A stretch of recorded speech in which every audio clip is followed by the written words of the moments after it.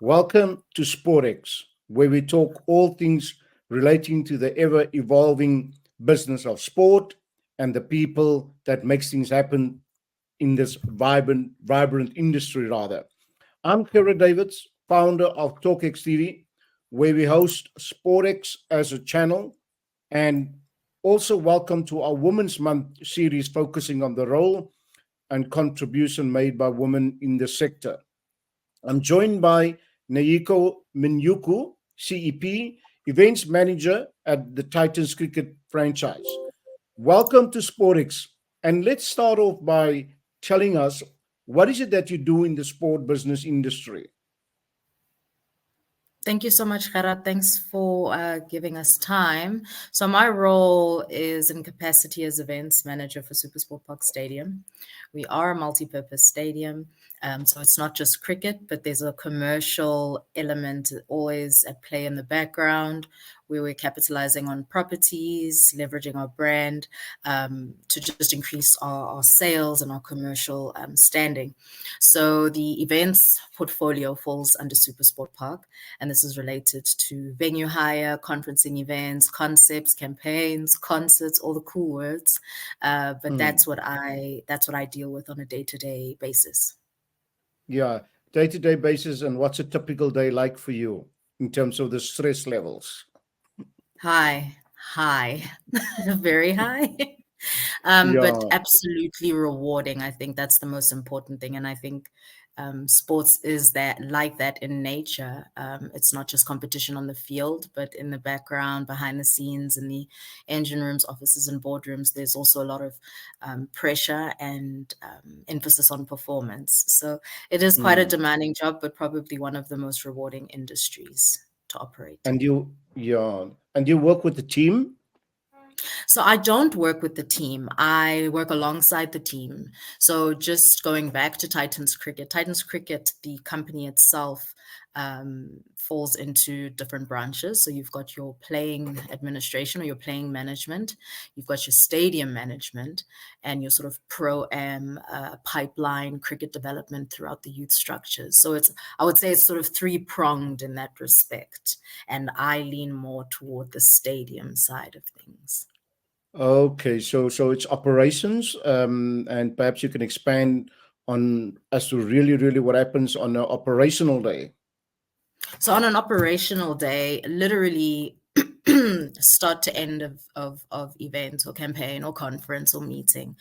So liaising with the client from the brief and supporting them in executing it. Obviously, Supersport Park being the panoramic backdrop that they would have chosen, and Hmm. really getting the relevant stakeholders, partners, vendors on board to ensure a seamless event. And that is from go all the way until end and debrief as well. So Oh, the hmm. calendar will dictate, and of course, being multi-purpose, Supersport Park is cricket focused, and where the calendar does allow for a bit more leisure, recreational activity, that's where we pump in. Hmm. And so this is a very vibrant, expanding, growing sector of business, the sports business industry, where you particularly focus on the stadium and the operational side to that. And so take us through a window. Those of us who don't know really what transpires there. I mean, in terms of engaging with external stakeholders. So Supersport Park, it plays host to a whole lot of stakeholders. There's no limitation on anyone who we would be interested in engaging with. We like it when it gels such that Supersport Park fits or is fit for purpose for what you want Hmm. to achieve, be it for your brand, be it for your client, etc. What's your view on how more women could be upskilled to enter the sports industry segment? So I look back at how the status of women's sport, say 10, 15 years ago, we were nowhere compared to where we are now. So I would like to think that looking forward, 15 years from now, it's important that each of us sort of carry, I think it's the concept of lift as you lift as you rise. I think that's very important for women to do. Peer-to-peer mentoring is equally important as we develop. I think corporate needs to support, females in sport who are either qualified in sport or who have worked in sport. It's a niche industry, but private and corporate would do well to invest in these women and the qualities and the capabilities that they have that may be transferable in the industries, and just serving gaps in women's sports. So there's so many cool gaps as this platform or portfolio of women in sport is developing. So there are a whole lot of opportunities to be capitalized on. I think that's important for women to do, to upskill themselves, often in the meantime, while they're waiting for something to come along. Yeah. And practical examples within your own environment or ecosystem as to, are there any women programs, development programs that you are aware of? Specifically with regards to cricket or in general? In general? Gosh, there's many.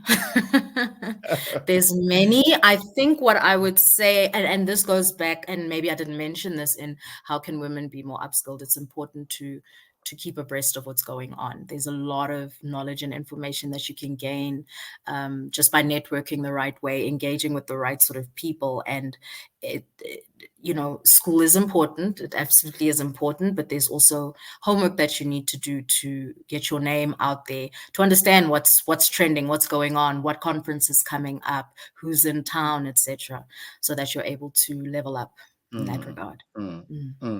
Would you say that within almost every other sector of the economy, but we're talking sports business here, that there would perhaps be room for more closer collaboration, closer networking, where women can freely amongst themselves talk about, the ceiling that's above them? I think there's room for that. I know it does exist. Something that comes to the top of my mind is the South African Women in Sport Federation, that allows for those sort of safe spaces for women to engage on that level. And I think a lot of the brands and companies are theming things that, pro-women, equity, diversity. So they are platforms that are doing that. Okay, great. Yeah. So looking back at your own career path to date, what advice would you give to someone, especially perhaps a woman, entering your sector? What advice would you put on the table? So I said that education is very important, but of course there are many forms of education, often not limited to the classroom. So it's important to read, to learn, to understand, to explore, expand your mind, and find those great crazy ideas, or figure out how you're going to affect them. So I think that continued education is invaluable, and you need to. It gets very competitive even off the field. As I said, the stress levels are low to high and medium ranging. You need to lean into what fuels you, or find what gives you purpose, alongside the work that you do. I think it's very important to lean into that, just to stay rooted and grounded. And you need to be confident in your place at a table. In the event that you are given that place at a table, you need to be confident in that. You need to trust yourself. You need to back yourself. It's not easy. I think it was Kobe Bryant who said, the dream is not the win, it's all the hard work that goes into it, and every time you don't give up. So that's what I would say. That's some advice that I would give. Yeah. So did you have any mentors, official or unofficial, and how would you view perhaps yourself playing mentor to somebody else in future? Yes, I was very blessed. I am very blessed to have officially and unofficially been able to call the late Patricia Kambarami a mentor of mine. A fellow female in sport, and someone who really gave a lot of anyone, frankly, male and female, anyone who she would engage with, really gave them wings to dream, wings to believe, wings to dare. and she was pivotal in my cricket career in particular. And we have, and it's a budding blooming flower. We have what's called the SuperSport Park Mentorship Series. So we've engaged in a series of addresses and talks to sort of graduates and student level candidates, just encouraging them and giving them a background understanding of what it takes to be in this industry, and practical examples, practical addresses or talks from professionals in the industry. So it's the intention of SuperSport Park Mentorship Series to carry that flag forward. But I would definitely call Patricia Kambarami a mentor of note. Yeah. Yeah, great. And yourself, what are the things that you would like to focus on as a mentor if you should become one? I think I would, and I wonder how many people would say I'm officially or unofficially their mentor. I think I'm still a learner all my life, but I would definitely focus on bridging, be it the gaps or the links between sport and society.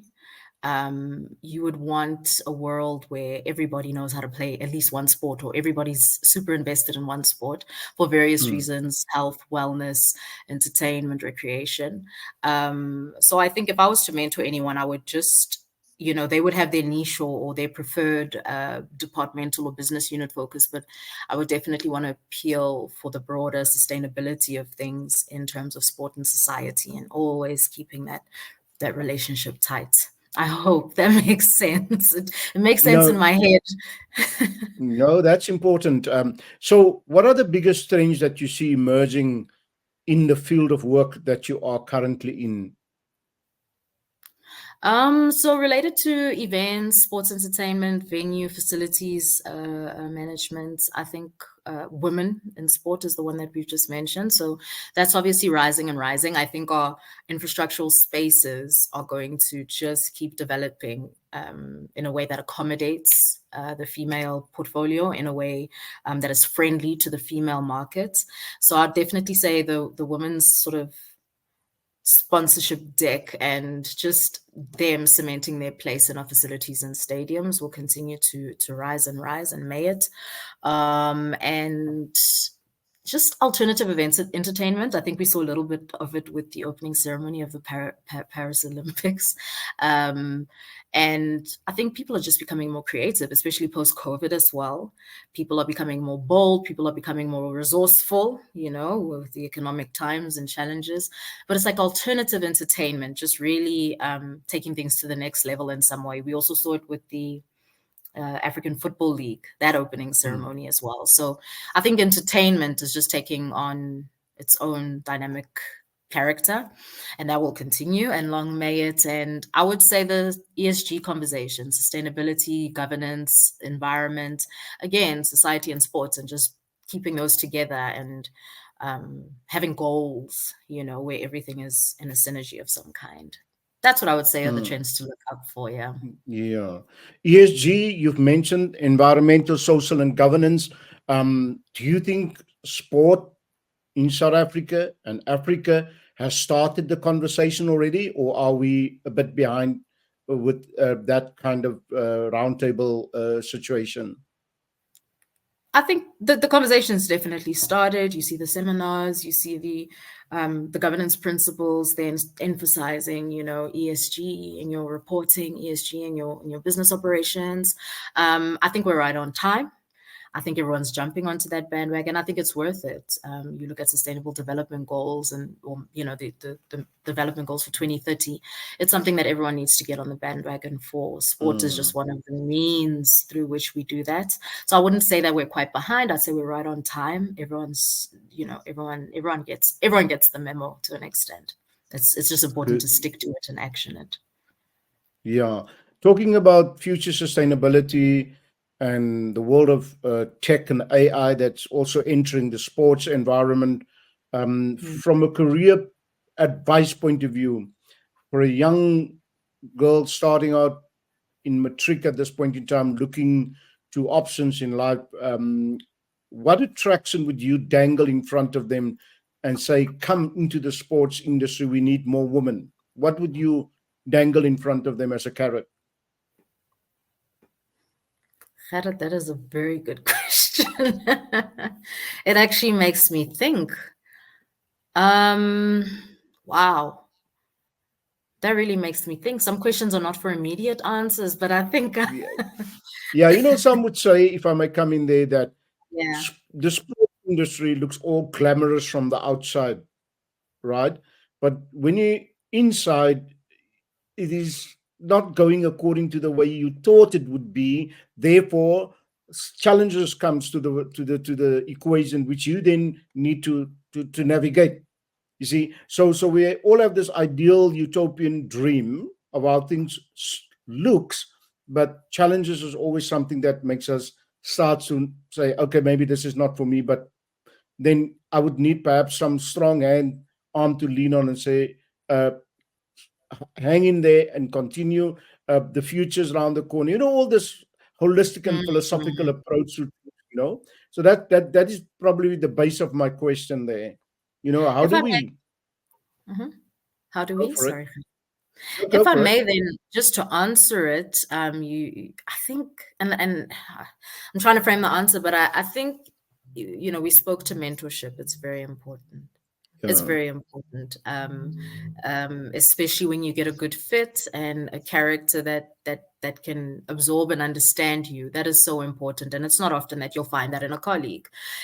That said, the mentor is not necessarily limited to the sports environment, but it would be good to have. And it takes me to my second point: thick skin. I Mm, think we're all still developing the ethereal concept of a thick skin, but it's important. It is, as a female in sport, it's a predominantly male industry. Um, you need to be able to navigate that reality mm, with a thick skin. And I think just inspiration, and by inspiration I mean look at those who've done it, look at those who've read on those who've done it, understand that the road probably was not as easy, glamorous, entertaining, perfect as it is. It's a lot of hard work. So I think I'd say mentorship. That's the carrot I would dangle in front of a young lady. Just make sure you've secured someone to lean on in the form of a mentor, even if a peer mentor. Develop a very, very thick skin. It'll serve you in any industry mm, in the long run, and also be mm, inspired, remain inspired every day. Yeah. mm. Sage words there, Niyoko. So thank you for joining us. That was Nayiko Minyuko, events manager at the Titans cricket franchise in South Africa. Thank you for your time and insights, which is very much appreciated. That is where we will leave it for now. And thank you for watching What I Do in Sport on the SportX channel, which is hosted on Talk X TV. Until next time.